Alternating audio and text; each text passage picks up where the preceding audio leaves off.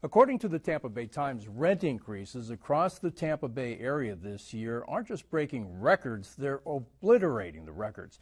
As of late August, rents for apartments have increased since the beginning of the year by 21.7% and aren't showing signs of slowing. Nearly half of American workers don't earn enough to afford a one-bedroom apartment, according to 2021 rent data from the National Low-Income Housing Coalition. Experts say the persistent gap in wages and housing costs is forcing more Americans into unstable living conditions and even homelessness. In Hillsborough, Pinellas, Pasco, and Hernando counties, a full-time worker needs to make $24.44 an hour to afford a two-bedroom apartment.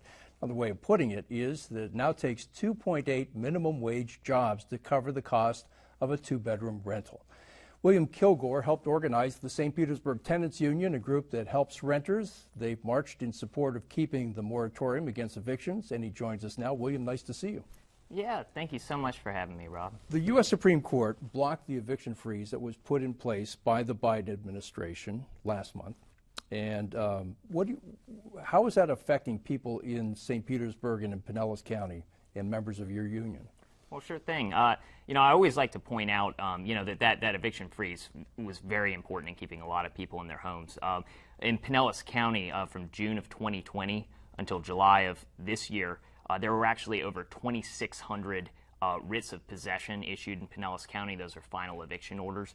Those were cases that didn't fall under the, sphere of the moratorium. Yeah. So people have still been getting evicted, even during the pandemic. But it did protect a lot of people, for cases of non-payment and things like that.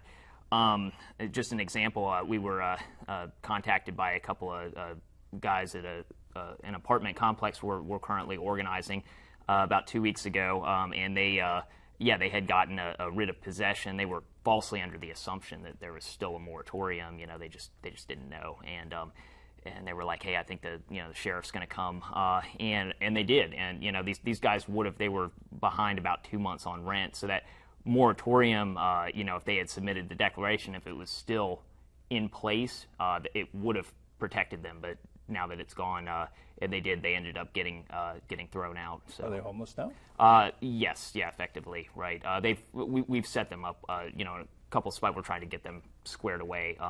They're not literally on the street, but yes, they don't have anywhere to live. So. What do you say to people who say, look, this eviction is unfair to landlords because the landlords have to pay the banks or the mortgage companies? So what do you say to the other side of the equation?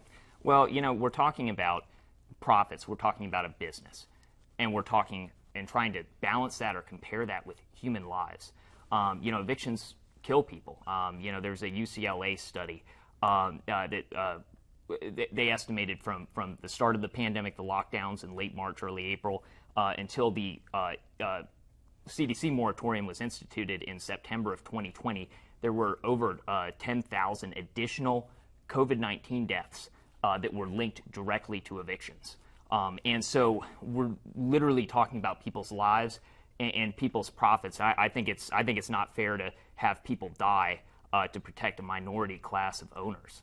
So what's the solution? How do we prevent people from being evicted? How do we make sure that if somebody's lost their job because of the COVID crisis, I know a lot of people in the service industry and the hospitality industry have lost their jobs because of the crisis, but what's the solution? Well, the thing is, it's really difficult with our political climate. Tallahassee, is unfortunately they're not going to make any moves to protect tenants. Certain things such as rent control is preempted by the state, although it is possible to enact if a local municipality declares a public emergency. They hold a referendum on it, and it's only in effect for about a year, so it's a very limited ability. Regardless, it doesn't look like any of our local leaders are going to take that action. And so that's why we think it's important to organize, and that's why we're doing this. We're organizing tenants because we can't rely on our public officials to keep us safe.